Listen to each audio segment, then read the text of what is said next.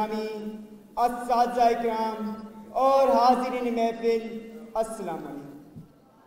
آج مجھے یہ اعزاز حاصل ہوا ہے کہ میں ایک انتہائی اہم عنوان پر بات کر سکوں، اور وہ عنوان ہے بدعنوانی قوموں کے زوال کا ایک عنصر ہے۔ اے دنیا کے خریداروں بتاؤ کیا خریدو گے، اے دنیا کے خریداروں بتاؤ کیا خریدو گے، میری غیرت یا آزادی بتاؤ مجھ سے کیا لوگے، یہ بھوکے قوم کے بندے میں سستے دام بیچوں گا، کنکتے چند سکوں میں ان کے نام بھیجوں گا۔ جناب صدر، میں جب تاریخ کا مطالعہ کرتا ہوں تو مجھے کچھ قوموں کے زوال کی تاریخ ملتی ہے، جس کی وجہ یہ ہے کہ بدعنوانی قوموں کے زوال کا ایک عنصر ہے۔ میں جب لفظ بدعنوانی پر غور کرتا ہوں تو میری آنکھوں سے خون کے آنسوں، میرے دل کی دھڑکن تیز ہوتی ہے، میرے ماتھے میں پسینے اور میرے ہاتھ کانپنے لگتے ہیں اس بدعنوانی کے لفظ سے۔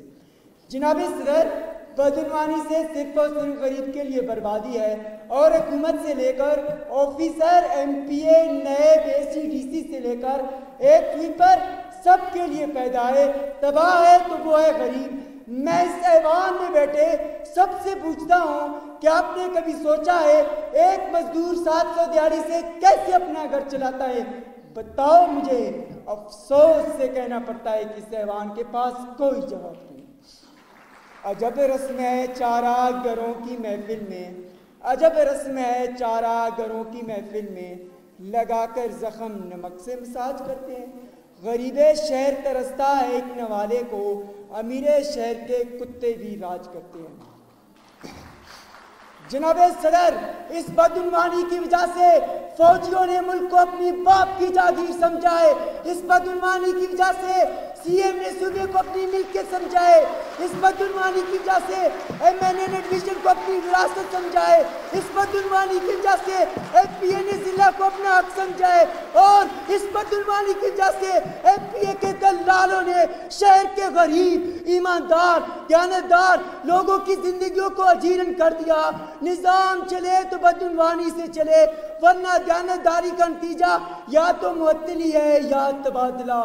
خوددار میرے شہر کا فاقوں سے مر گیا، خوددار میرے شہر کا فاقوں سے مر گیا، راشن جو آ رہا تھا وہ افسر کے گھر گیا، چڑھتی رہی مزار پہ چادریں تو بے شمار، باہر جو ایک فقیر تھا وہ سردی سے مر گیا، روٹی امیر شہر کے کتوں نے چھین لی، فاقہ غریب شہر کے بچوں میں بٹ گیا، چہرہ بتا رہا تھا کہ مارا ہے بھوک نے، حاکم نے کہہ دیا کچھ کھا کے مر گیا۔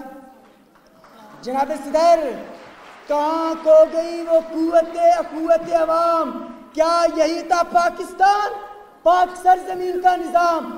ماتم کی جس نظام پر جہاں عدالت کو انصاف دینا تھا وہاں پہ انصاف بکنا شروع ہو گیا، جہاں ایوانوں میں عوامی نمائندگی ہونی تھی وہاں ڈاکوؤں اور مافیان نے ڈیرے ڈال دیے، جہاں امن قائم ہونا تھا وہاں بم دھماکوں اور لاشوں نے ذہنی سکون کو برباد کر دیا۔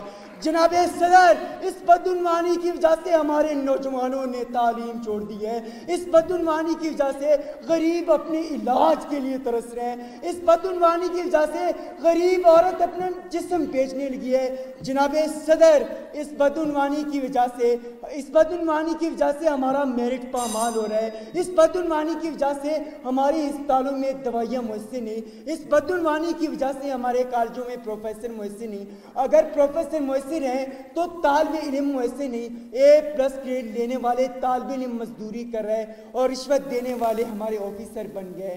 جناب صدر، اس بدعنوانی کی وجہ سے جب میں نے بلوچستان میں 6 سالہ بچے کو مویشیاں چراتے دیکھا تو دوسری طرف صوبہ پنجاب کے 6 سال بچے کو میں نے پارلیمنٹ کے اندر تقریر کرتے دیکھا، تو مجھے بتاؤ یہ بدعنوانی نہیں ہے؟ جناب صدر، تو یہ کیا ہے؟ اس بدعنوانی کی وجہ سے بلوچ مائیں اپنے اولاد کے لیے ترس رہے ہیں، اس بدعنوانی کی وجہ سے ہم کہاں جائیں؟ ہم کنزا سلیم جیسی بہنوں کو کالج بھیجتی ہیں تو وہاں پہ تعلیم دینے کی بجائے ہمارے بہنوں کے ساتھ درندوں جیسا رویہ رکھتے ہیں۔ بس جناب صدر، بس مزید میرا منہ نہ کھلوا دیجئے، یہ نہ ہو کہ میں پاکستان کے آئین کا بھی توہین کروں، اور آپ یہ بھی نہ سوچو کہ اس بدعنوانی کی وجہ سے یہ ملک ختم ہو جائے گا۔ جی نہیں، یہ آپ کی بھول ہے۔ اور آپ یہ بھی نہ سوچو کہ یہ ملک صرف اور صرف آفیسروں کا ہے، ان کے باپ کا ہے، یہ میرا پاکستان ہے۔ آخر میں ان اشعار کے ساتھ اپنی تقریر کا اختتام کرتا ہوں۔